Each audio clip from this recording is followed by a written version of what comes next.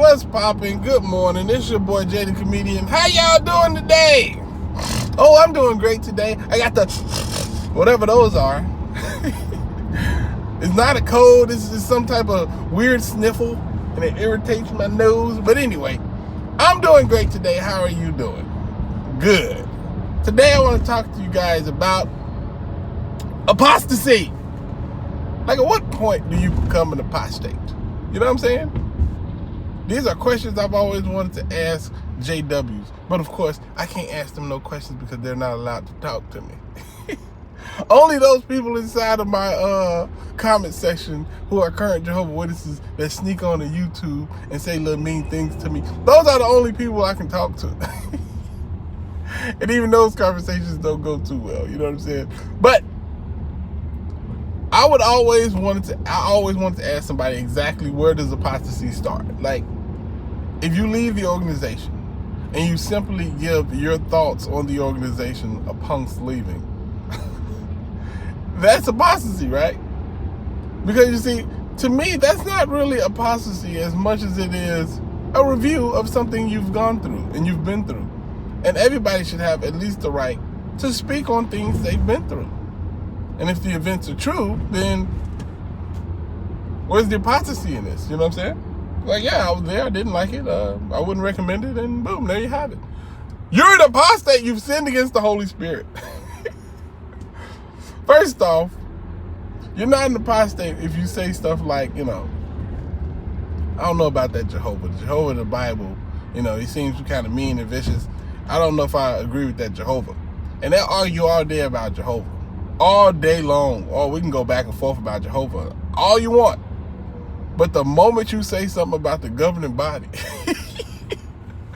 oh, we don't talk about that. No. The prostate. You know what I'm saying? Like, oh, so we can talk about Jehovah, the God, the number one, the big honcho, the man upstairs, the big J-O-W. J-O-W? Joel? H-O-V. It's not H-O-W either. That's how.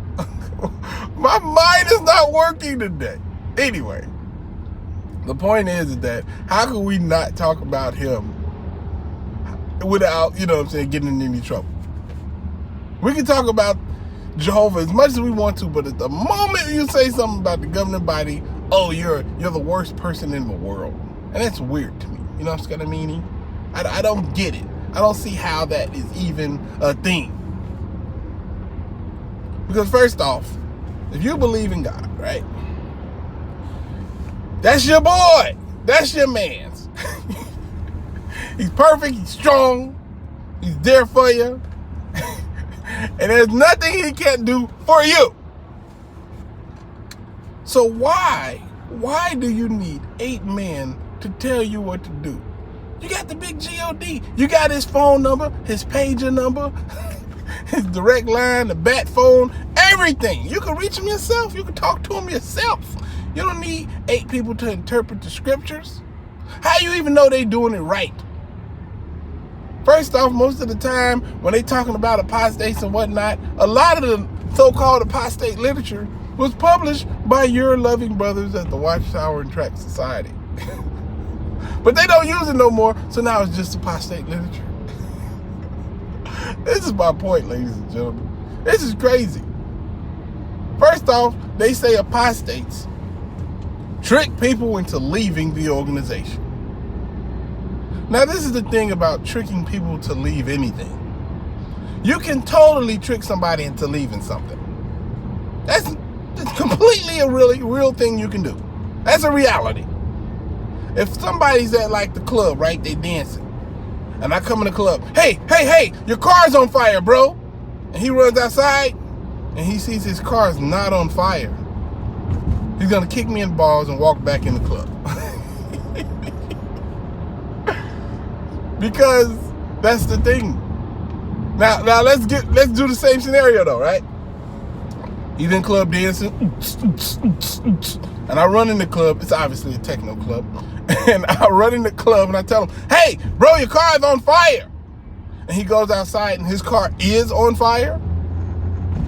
He's not going back in the club. He can't. He got to call the police, the fire department, see what happened, see what's going on, contact his insurance agent, see what Flo talking about, see if they cover that, scudamini. So the point is that a lie can get you out of something. A lie can trick you out of something, but the truth is going to make you stay out. You know what I'm saying? All these people who we so-called tricked into leaving, why aren't they coming back? They were tricked, right? Oh, you got me. Why aren't they coming back? Why do they call themselves waking up? They leave the organization. They feel like they woke up. Why is that? Can anybody explain that to me? Why is it that somebody can leave and stay out? It's not about leaving. It's about staying out that should grab everybody's attention. You can only fool somebody. You can only fool someone so far. You know what I'm saying? It's not something that you can constantly keep up. Like, trust me, anybody that watch my videos, they may leave the organization, but it's nothing that I'm doing that's like keeping them out, outside of telling the truth and making them think. Now, in the organization, they'll tell you, we'll do the thinking for you. You don't even have to think. Yes, God gave you a brain and the ability to think for yourself, but we don't want you to use that. He gave you too much. God gave you too much. He blessed you with an abundance of things you don't even need, like your common sense. Why would he even give that to you? I don't know, but I'm not going to question his wisdom. I'm just going to tell you not to use it. And if you use it too much, I'm going to disfellowship you and kick you out of the organization, because, we don't like asking questions. We don't like having questions asked either. Let me go back on that, because they definitely love asking questions. Oh, they ask questions all the time. Oh, did you do something before you got married? Do you do something when you was by yourself watching that movie? Do you love somebody of the same sex? Like they do stuff like that. They like to ask them questions. They love them. But they don't like to have questions asked of them. Especially good questions. Like a good, hard-hitting question, You can ask me anything about the Bible. Anything. Like, this scripture seems like it's endorsing slavery, don't you think, brother? Well, you see, wow, like they'll go into it, they'll try to explain the best way that they can, and it'll be a bad explanation, but the fact is that they will try to explain it to you,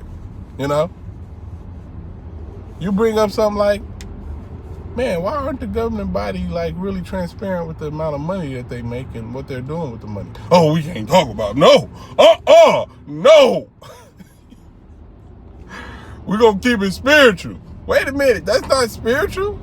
They're your governing body. Apparently, they've been anointed and handpicked by God himself. Or Jesus, one of them. So if they're anointed and they're the leadership of God's true organization, any question you ask of them should be technically a spiritual question. It's not okay to wonder how God's organization is being taken care of. And it's not okay to question the leadership. Sometimes questions are just to enlighten yourself on a situation. Sometimes, hey, I didn't know that. So let me ask a question to see exactly what you're talking about, or see exactly how something works, to just be enlightened. When people start telling you don't ask questions, that's when you're supposed to ask the most questions. You don't stop asking questions then. That's when you keep asking them. Hey, we don't, stop asking questions. I'm telling you right now, every time somebody told me in life that I shouldn't be asking questions, it proved to me that I definitely needed to ask questions. Like, I just don't want to talk about it. No, you don't have to talk about this one. This don't make sense to me. Make me understand.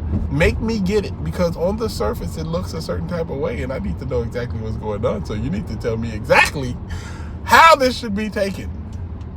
And that's something that the Jehovah Witnesses refuse to do. And that's why I always say, every Jehovah Witness got a question. Every Jehovah Witness questions something about the organization. And a red flag is that they're scared to ask it. That should be a red flag to them. That should be something that say, wait a minute, how is this guy's organization? And I'm afraid to do something. I'm afraid to speak my mind. I'm afraid to ask a question. That should be a red flag, ladies and gentlemen. You want to see some waves? Boom. I don't have any waves, I'm sorry. I was just getting hot. But yeah, man. If you got a question, ask a question. You can't be fooled to leave something and then stay out. You can be fooled to leave, but you will not be fooled to stay out. You know what I mean? If you stay out, the only thing that can keep you out is if what you were told that was supposed to be a lie turns out to be the truth. And the truth shall set you free. Oh, I apologize. Trigger warning. Anyway, I hope y'all have an amazing day. I'm feeling good, obviously. Holla at your guala. Deuces.